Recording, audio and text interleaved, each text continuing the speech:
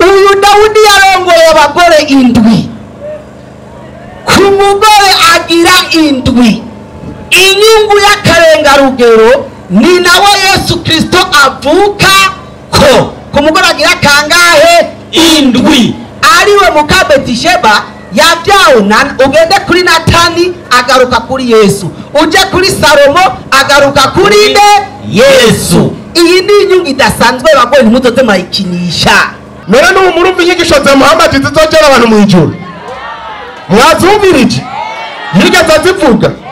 Nk'ubu wakubaza abanyigisho ya Muhammad nimwe woyivuga? Kurongora abagore 5 bano abantu bafite bacanga. Ariko rero bano bagore nubwo biyemera ngo kurongora abagore 5 ngo nyigisho ya Muhammad, umviriza ico Korani yabavuze ko na Muhammad. Mwe mutekereze nikubitira kanyafa abantu muhore. Msomaji, naam baba, turi kumwe? Naam kabisa. Somera Riyadhi Swalihina, tugendere kuri ico gitabo. Riyadhi Swalihina page 98.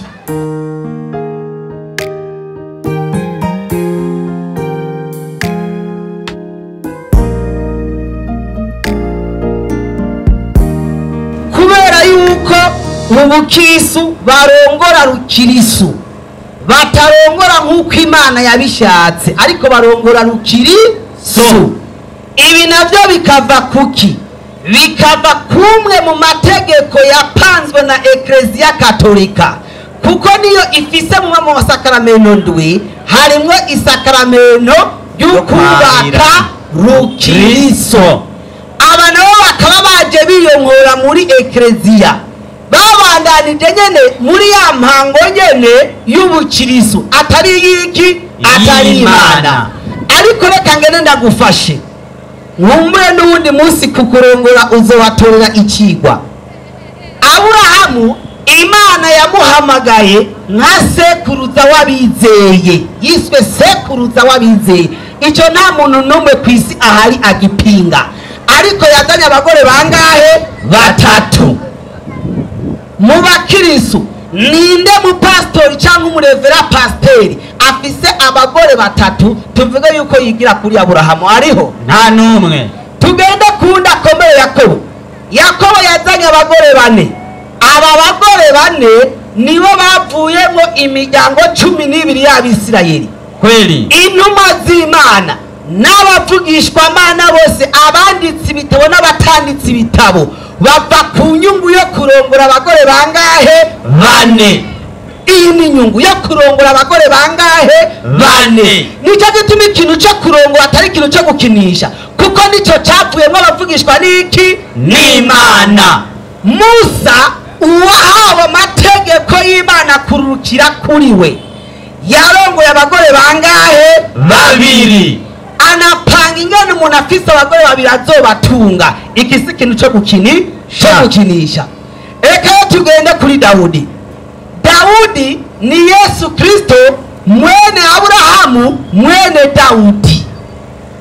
Uyu Dawudi yarongoye abagore 7, ku mugore agira 7. Inyungu y'akarengarugero ni nawe Yesu Kristo avuka ko. Ku mugore agira kangahe? 7. Ariwe muka Betisheba yabyawe ugende kuri Natani agaruka kuri Yesu, uje kuri Salomo agaruka kuri Yesu. Iyi ni inyungu idasanzwe bagore ntimuzoze mayikinisha. Takbir.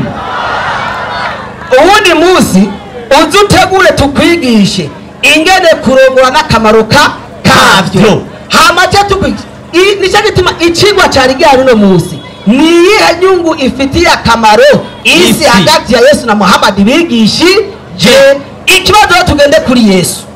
Yesu ntiyagira harara, ntiyagira ntakiki umusaya.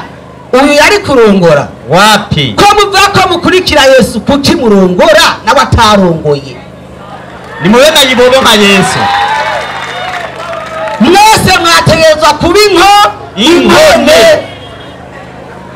Ariko Muhammad yararongoye. Abwira n'abayisilamu uti ni murongore. Urabe programme y'Imana y'intumwa y'Imana. Muhammad ntavuze ngo rongora umugore umwe. Wapi? Umwe, babiri batatu bane. kuko yahishurirwa n'Imana. Imana ivuga ati we Muhamadi nzorema abagore benshi gusumba abagabo. Kugira rero abagore ntibabure abagabo, porogaramu ndaguhaye ni genda uyigishe uko. N'umuzungu arabira bavuga tuti mwebwe abantu mutumva abakiriso reka basi ndabumvishe. Acakora imodokari bitwa tiravaka tikunda bane kandi bazigira yego. Oya nta n'imodoka igendera mu gitezi kimwe. Reka tuje kukigwa nyezina. Uyu Muhamadi turiko turavuga ntasanzwe, ushima dasanzwe. Barakirisu baranditse ibitabo naho tuguma twandika na Bibiliya twandika tutavuze Muhamadi turiko turihenda. Reka ubwo twandike Bibiliya nayo nyene dushiremwo Muhamadi tuvuge ni bya Muhamadi. Bibiliya ya Kiafrika urupapuro rw'ibihumbi 2216. We Muhamadi mpaka we Bibiliya ikuvuge n'urwanga abakristo bagufitiye urasanzwe cyane ntundabe bace bayikuzanira. Inyandiko igira iti uhejeje gusoma ucuri mushiru ujya nyene. Inyandiko igira iti acha ndakuza kuvuga ngo ntivyanditsemo banyaraka.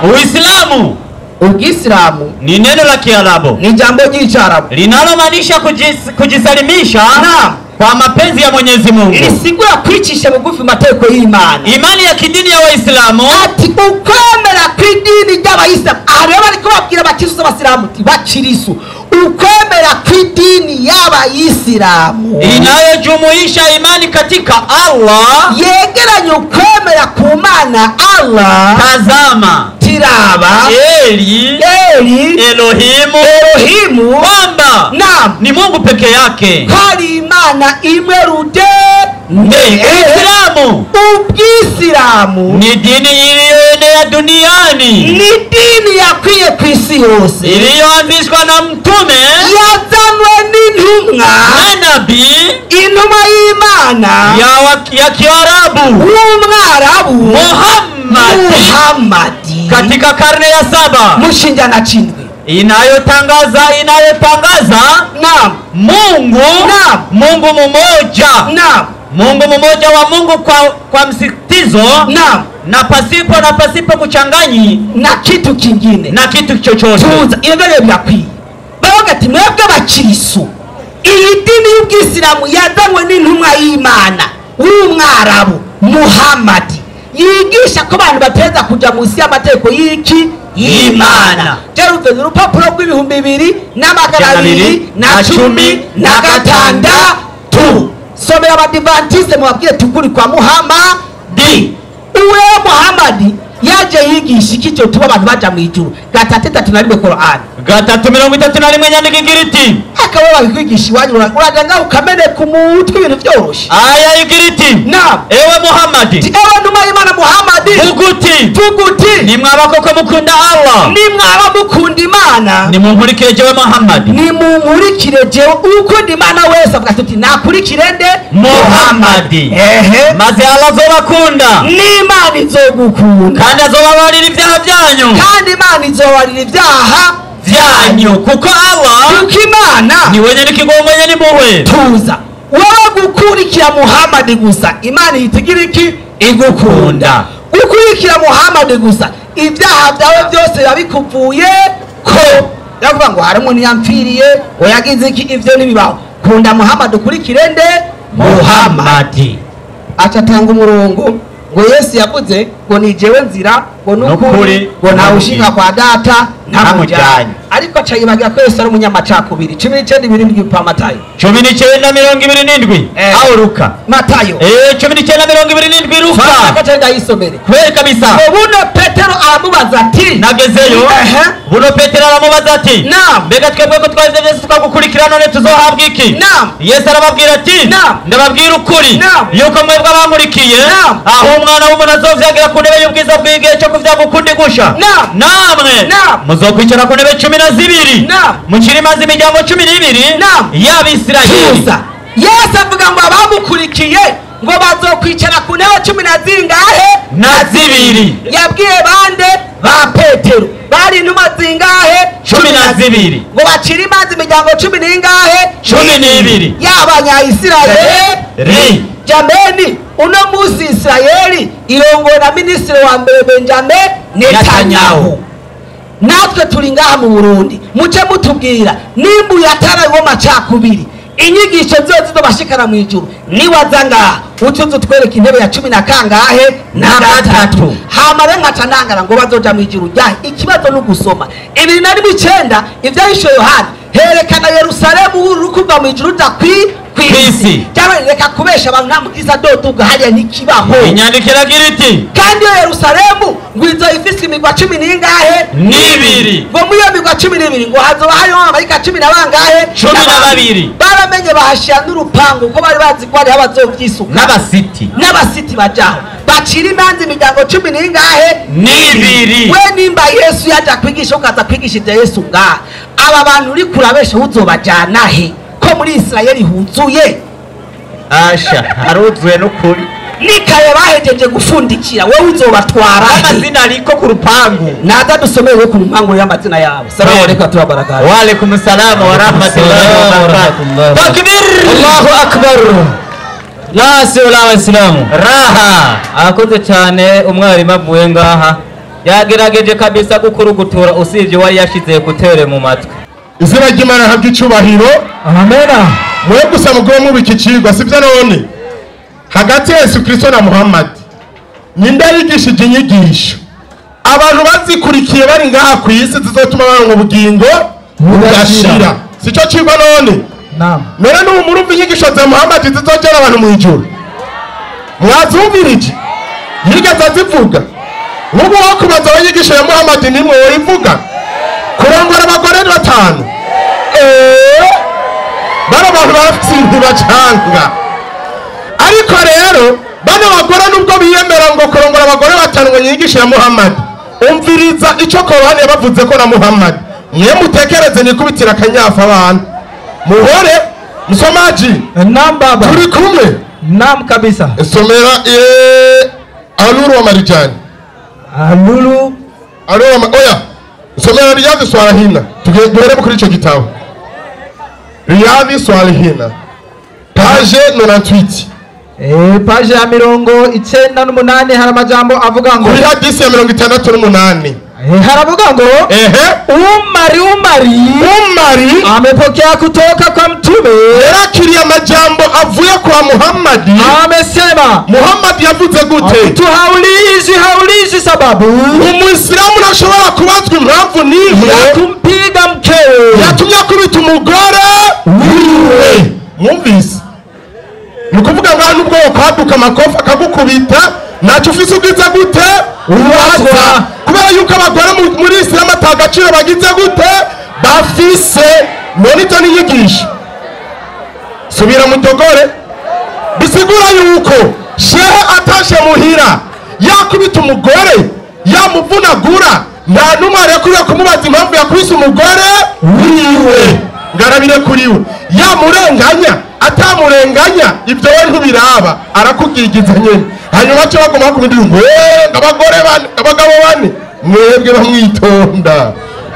Imana idufashe cyane. Amena. Acaraza avuga ngo mwijuru ngo tumwereke ngindi ntebe ya 13 ninde yakubwiye ko mwijuru hari ibyicaro 12 gusa ibyo wabisomye he? Nimba mwijuru hari ibyicaro 12 mbega bazoja mwijuru bazokwicara hehe? Dusome inyandiko ivyashoro Yohana 7 ku murongo w'icenda. 7 ku murongo w'icenda hari amajambo avuga ngo havuga gute? hanyuma y'ivyo 144 yabonye ishengero ryinshi yabonye ishengero ryinshi atawashobora kuriharura atawashobora kugira gute kuriharura. Bandanya bo mu mahanga yose abo bantu bazaba bavuye mu mahanga yose n'imiryango yose n'amoko yose n'indimi zose bahagaze imbere y'iyo ntebe n'imbere y'umwagazi w'intama w'intama bambaye imvune zera Imana y'icubahiro. Amena. Kuvuga mu ijuru hambavu ya 144 hariho abandi bantu benshi bazoba ariyo Kristo. Hanyuma ngo ni intebe 12 gusa. Ikigo kiri ngaha ni cya kindi nyene. Mudujane iburyo cyangwa ibubamfu. Inyigisho za Yesu Kristo niza Muhammadi ninde yigishije inyigisho uzikurikiye woronka ijuru nico kigwa kiri ngaha. Umusomi Aluru wa Marijani. Aluru wa Marijani. Page 114. Page 114 amajambo hadisi y'ijana na 93.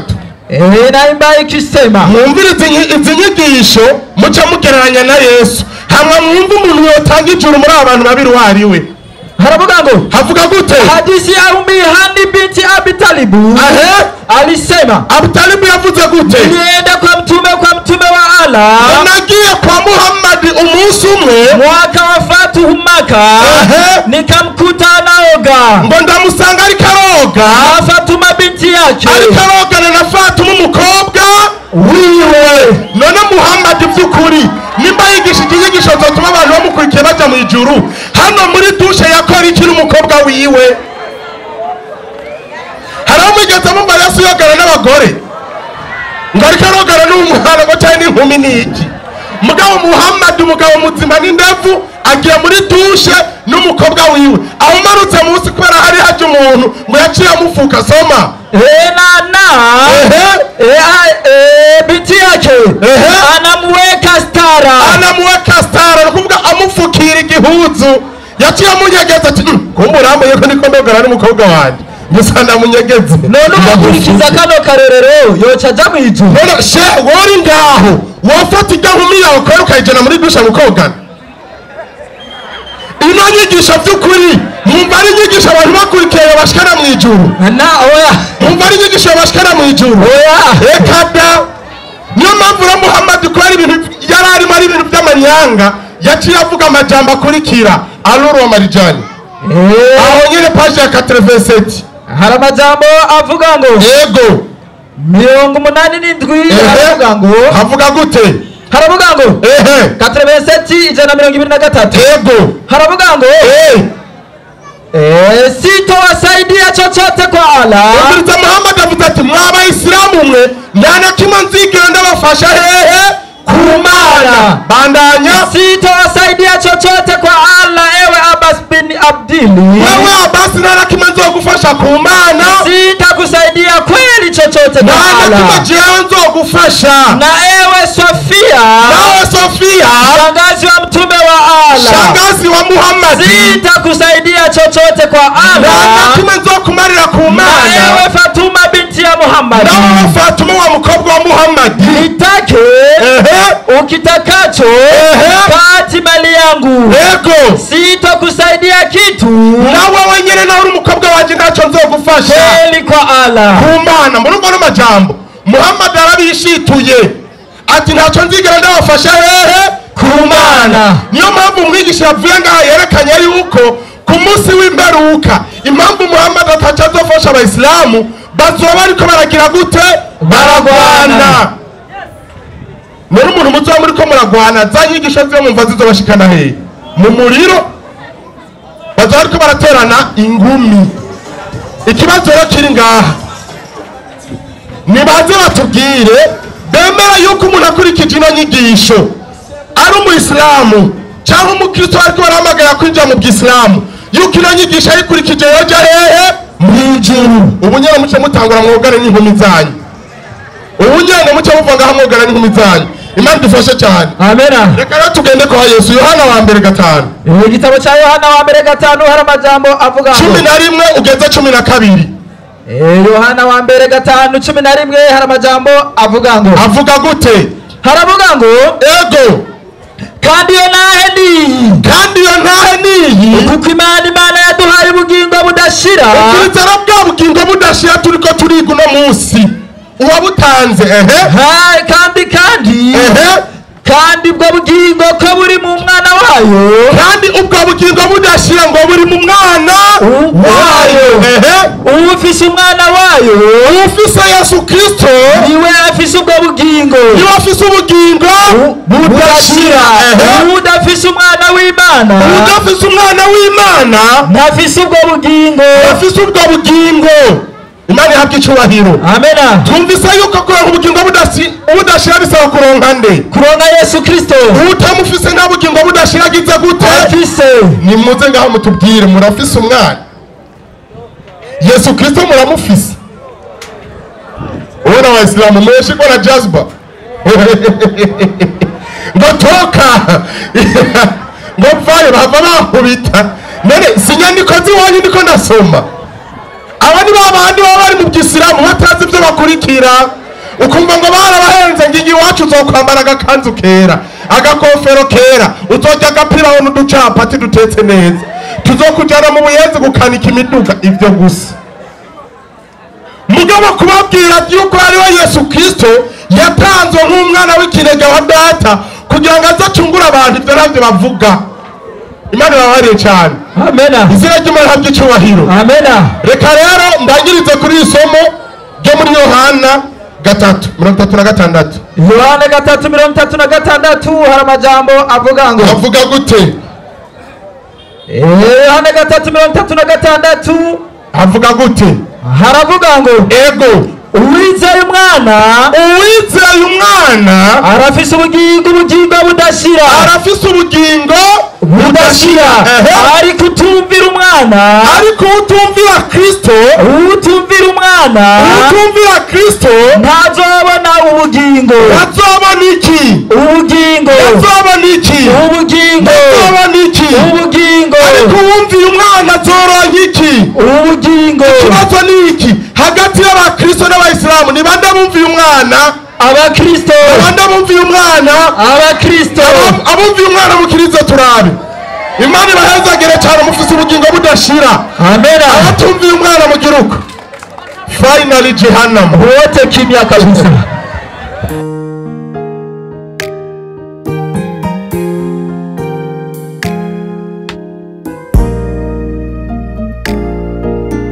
izina ry'imana rihabwe icyubahiro. amena. reka manza nibutse ikigwa imbere yuko mbaza ikibazo. turiko turiga ikiba kivuga ngo hagati ya Yesu na Muhamadi ninde yigishije inyigisho zifite abana akamaro hano ku isi ariko zikazobashikana hehe no mu ijuru? nicyo kibazo, nicyo kigwa dufise hano.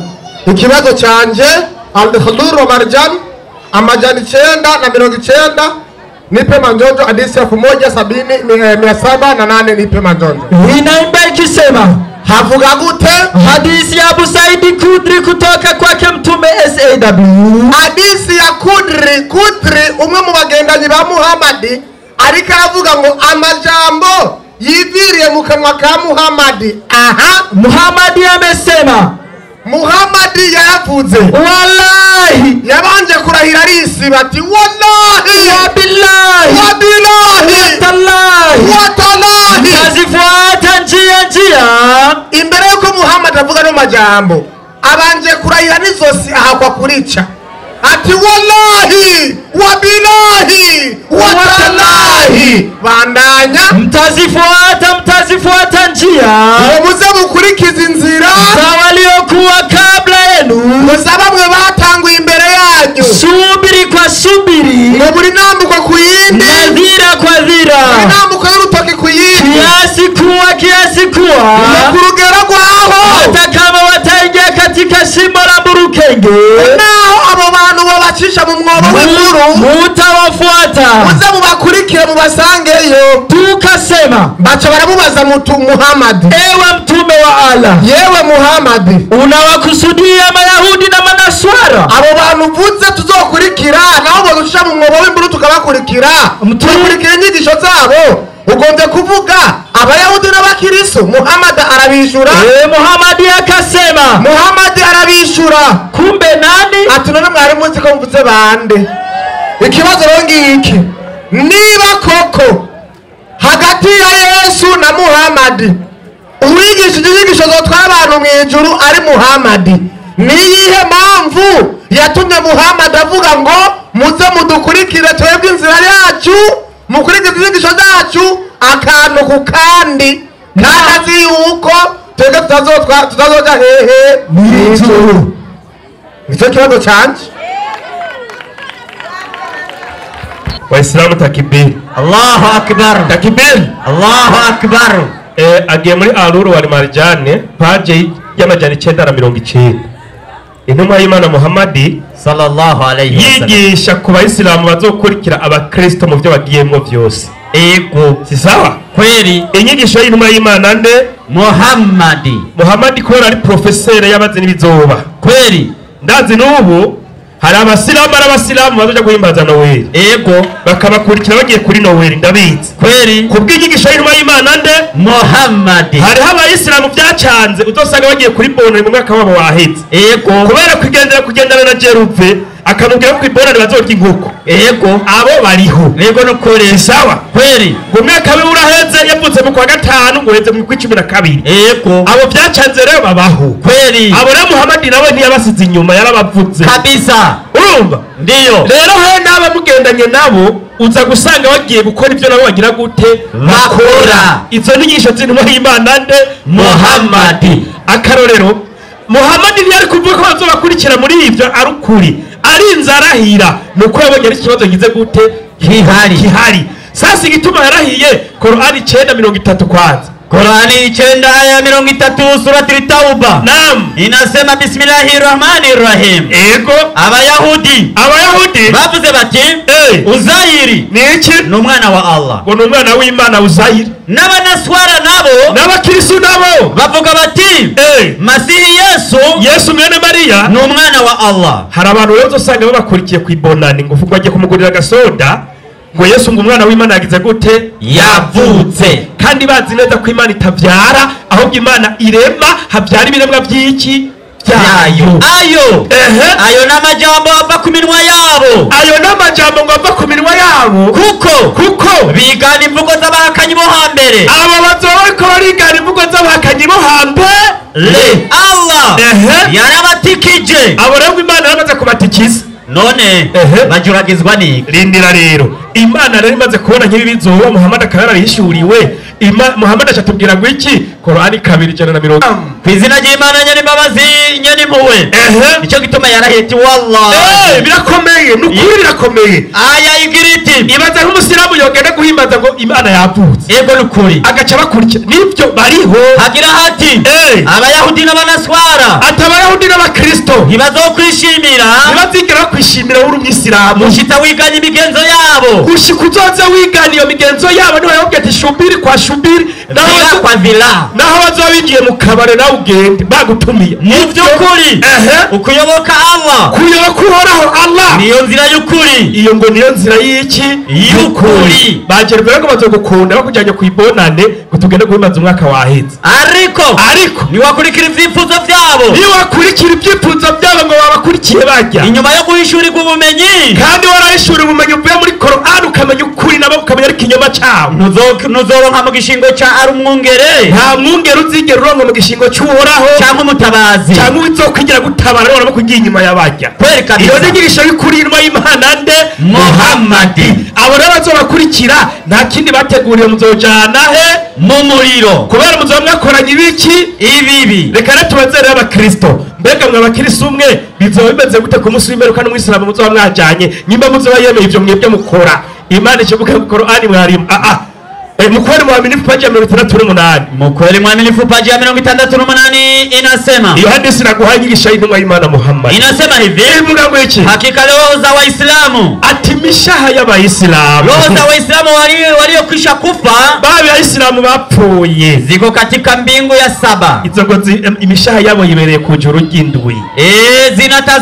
Zinatazama makao mahali. Bariko barihweza ati twe tuzoja ahantu heza. Bana bakurikiye bari mahali pao. Baba bazokwinjira mu mwobo bakiriso mukabasangayo aho ni murimo oya niko ndabwira babandi bayoboka intumwa y'Imana nde Muhammad mu gukora ibyo babwiye bandanya mahali pao watakapoishi katika pepo aho imishaha yabo ikiritegereza izoba yibereye mu ijuru y'Abayisilamu Muislamu akifa yapfuye basi roho yake umushaha w'umwisilamu inachukuliwa kwa upole Imana ikurayo bukebuke kubera badatagiye kinyume n'amategeko ya Allah na inapelekwa huko mbinguni hanyuma umushaha ukajyanwa mu ijuru na kuwekwa mahali pazuri ukatushikwa ahantu hamota cyane heza penye harufu nzuri kabisa, na malaika abamarayika wanaziombea bagaca batangwa gusabira ya mishaha y'abayisilamu maghfira na rehma kabisa kuneza. mara roho ya kafiri ariko roho ya Jeruve inachukuliwa kwa nguvu, Imana izoyikuraho n'ingufu nyinshi n'uburakari n'uzohora gukurikiye na inanuka vibaya, kandi umushaha uzobunuka kuri gusumvya ni wese, na inakwenda iki cyahe inakwenda wekwa mahali pachafu, itocugenda gushikwa ahantu hashisha penye harufu mbaya sana, hanuka cyane kuba uzohora gukurikiye na wewe. kweli kabisa. Bandanya Inaendelea akasema Mtume sallallahu alayhi wasallam, Imana icanga rivuga iti watu wa peponi ni safu, abantu bo mwijuru ni mirongo, ni safu 100 ni mirongo mia na 20 yego na 80. Katika hizo ni za umma wangu, atabo bazoba ari abantu banje, abazoba bakurikiye Jeruve mu mwo bagiye bakajayo, agiye gukora iki bakamukurikira, abo mushaho uzogenda unuka nk'uwa Jeruve, ariko abo kwa Muhammad bazotonda umurongo, imirongo bazoja ko mwijuru mwayumvise. Salamu alaykum. Wa alaykum assalam wa rahmatullahi wa barakatuh. Ikibazo nagomba mbwire bajya abantu bari hajya batekane kwanza, sivyo none twebwe hajya nimba Gervais yabajije ni nkuko ari je nabajije.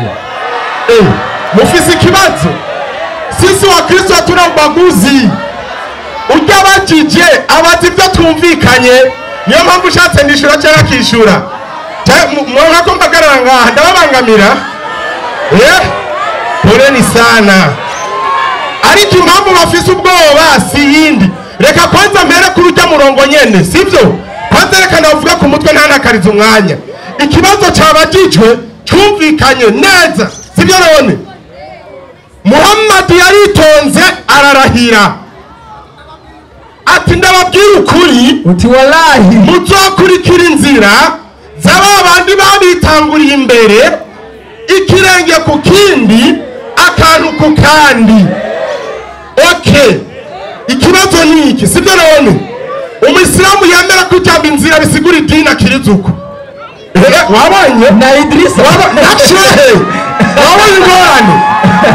Muhammad avuze ati muzokurikira inzira z'abandi babitanguriye imbere, mwandi majambo muzokurikira idini z'abandi babitanguriye imbere. Baca baramubaza bati ushatse kuvuga abayahudi n'abakristo? Muhammad nawe none mwari muzi ko ndiko ndavuga bande? Ninzira yari kiravugwa ngaha y'abakristo, idini ninzira, apana kuza kugora kuzana ivyano wari n'ivya Pasika twarutamena zira ry'Imana by'icubahiro. Rero ikibazo yabajije ntiyacishuye, ushima atacishuye. Korani 33, igitabo cya Korani 33 355 355 hari amajambo avuga ngo, havuga gute? Impamvu uno murongo ino nyandiko babarijemo ikibazo isobanutse neza, reka ndayerekane muri Korani nyarutsa tujana n'umwanya. Korani 335 hari amajambo 355 haravuga ngo, havuga gute? kumbukeni Mwenyezi Mungu aliposema, nimubuke igihe Imana yavuga, ewe Isa, yewe Yesu, ewe Isa, yewe Yesu, mimi nitakufisha, ati jewe nzokwica, kisha ngo hanyuma nitakunyanyua kwangu, nzoguterura iwanje, ndakuzana iwanje mu ijuru, na nitakutakasa, kandi nzokweza na wale waliokufuru, kandi nzoshira hejuru. Bandanye umurongo. Na wale waliokufuru, na nitawaweka wale waliokufuata, kandi nzoshira hejuru abagukurikiye, juu ya wale waliokufuru, ndabashira hejuru abandi bagize gute? baguhakanye mpaka siku ya kiyama, gushika umunsi w'iki w'iherezo. Korani ivuze ngo abakristo bari hejuru y'abayisilamu gushika ryari? Ku munsi w'iherezo. Yani majambo Muhammad yabwiye abayisilamu bakurikira abakristo haba ku munsi w'iki w'iherezo, kubera yuko ari basizwe hehe? Hejuru y'abaki? y'abayisilamu. Yizi nyigisho. Impamvu rero twebwe twashizwe hejuru y'abayisilamu ni yahe? Aho nyine Korani 19:71. Korani 19:71. Yego. Hari amajambo avuga gute? Korani naimba ikisema maneno haya. Yego. Wala. Yego. Hakuna yoyote katika nyinyi. Ngo nta numwe muri mwebwe. Ila. Kiretse ndetse ila ni mwenye kuifikia, ngo nta n'umwe muri mwebwe azokira muri Abayisilamu, ila mwenye kuifikia hiyo jahanamu, ngo kiretse ko bose bazoherera hehe? muri jahanamu, Muri hehe? mu muriro. Kandi Korani igize gute? Ibivuze, Korani igize gute? ibivuze. Amuco uzanga aho turakwepa ikibazo. Inyandiko yonyene yarigize gute? Yaritumeye. Ndabisubiyemo, nimba ari umushehe yarize neza akiga Ubuyisilamu neza nk'uko budadaciye inyuma mu madirisha, azabwira abantu ngaho batangarize ko ijambo inzira bidasigura idini mu Cyarabu, azabivugire ngaho. Kweli. None bavuga ko bize, nazahakana imbere y'Abayisilamu bose ko ijambo inzira bidasigura iki? Idini. Muhammad nawe akaba yabwiye Abayisilamu ngo bazokurikira inzira muri majambo idini y'abandi babitanguriye iki?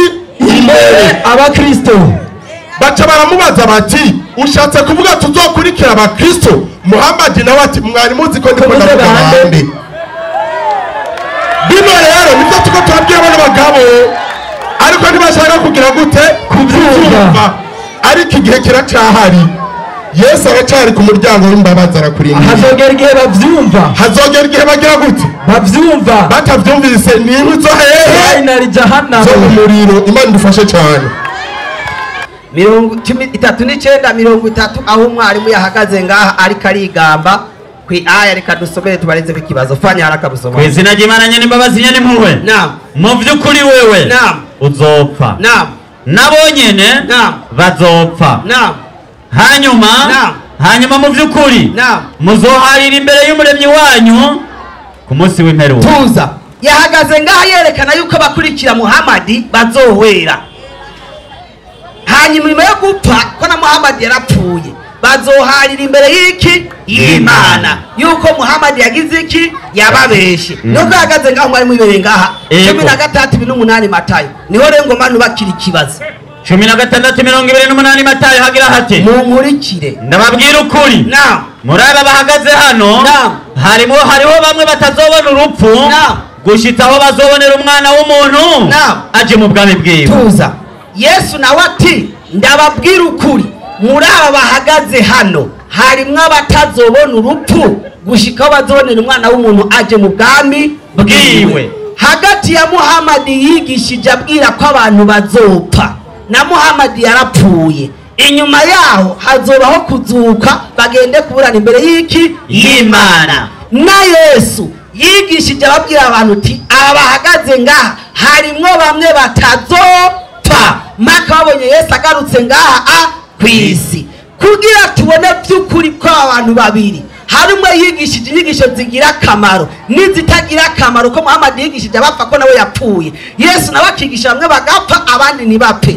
Nimutubwire haciye imyaka 1990 Yesu avuye ngaha kw'isi, ko yavuye ngaha kw'isi mwaka wa 33. Nimutubwire umuntu agihari mwabo bari bahagaranye na Yesu bakiri bazima uno munsi batarahwera ni bande, kugira tubone ko Muhammad by'ukuri yabesha abantu abo yigisha bapfa na Muhammad akaba yaragize iki? Yarapfuye. Nimutwereka abakiri bazima tubone ko Yesu ari umunyakuri.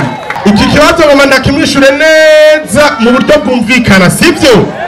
Ku buryo n'umwana agitangura kwiga mu ishure twebwe twita abitegura kubatizwa, ico kibazo yo nakimwishura, sivyo? None hari ikintu bano bagabo batagira gute? Badatahura. Somera Yohana 11:25-26. Hari amajambo avuga ngo, avuga gute? Yohana 11:25. Yego. Yesu aramubwira ati, Yesu amubwira gute? ni jewe kuzuka, ni jewe kuzuka, Ati ni jewe kuzuka, ni jewe kuzuka n'ubugingo, n'ubugingo. unyizera niyo yoba yarapfuye, Unyizera niyo yoba yarapfuye azobaho. azogira gute? Azobaho. Kubera yizeye nde? Yesu. Mu yandi majambo, iyo upfuye muri bino buzima bakakujyana ku mpanda, ntabwo uba upfuye ahubwo uba ugize gute? ubusinziriye. Rero ntabyo bari bazi, baratangaye. Ntabyo bari bazi baratangaye. Zino nizo nyigisho. Iyo umuntu bamujyanye ku mpanda bagize gute? Abasinziriye. Yakoze nabi azozuka maze azukire ibimaramara. ntibamarare aturigwe mariko yapfuye yizeye kristo azoronka ubugingo bugize gute udashira bandanye uwo murongo ndabivugisha neza havuga ngo havuga gute unyizera barapfuye naho yo ari ku mpande y'abapfuye naho azogira gute azogira gute bandanye kandi uriho wese anyizera kandi uriho wese anyizera ntaho azokwigera apfa bisigura ngo urupfu rwa kabiri rw'ibihe byose cyangwa se kuja mu muriro nta bubasha buzoba bufise kuri we bandanya naho azokwigera apfa gushitsa ibihe bidashira izina ry'Imana rihabwa icubahiro aramubaza ati urizeye ibyo yesu yacamubaza ati ibyo urabyizeye urabyemera ngo nawe yari yazanye ikibazo rero ngaha izina ry'Imana rihabwa icubahiro amena impamvu ujya murongo twavuze korowani 3:931 ati ku munsi w'imperuka abayisilamu bazopfa kandi na Muhammad azogira gute azopfa kandi rero ku munsi w'imperuka kuko bazoba barapfuye basutse bazoba ariko baragwana imbere y'iki y'Imana Imana idufashe cyane amena reka ndangirize kuri Alura Marijani naam amajana 887 raba cyo gitabo kinini ngaho paje amajana 887 paje amajana 887 hadisi y'igihumbi n'amajana 534 naimba ego hadisi ya Abi Huraira amesema ego paje yuma ego Mtume SAW akasema Muhammad yaciye avuga rero bariko bamubaza ivy'igihe c'imperuka msiniboreshe juu ya Musa ngo ntimushire hejuru ya Mose hakika watu siku ya kiyama batanye k'abantu ku munsi w'umuhero watazibia bazoba baravye nami umviriza ngo abayisilamu ku munsi w'imperuka bazoba bagize gute baravye ngo najewe rero Muhammad nami Muhammadi ngo najewe Muhammadi nitazibia pamoja nao nzoba naravye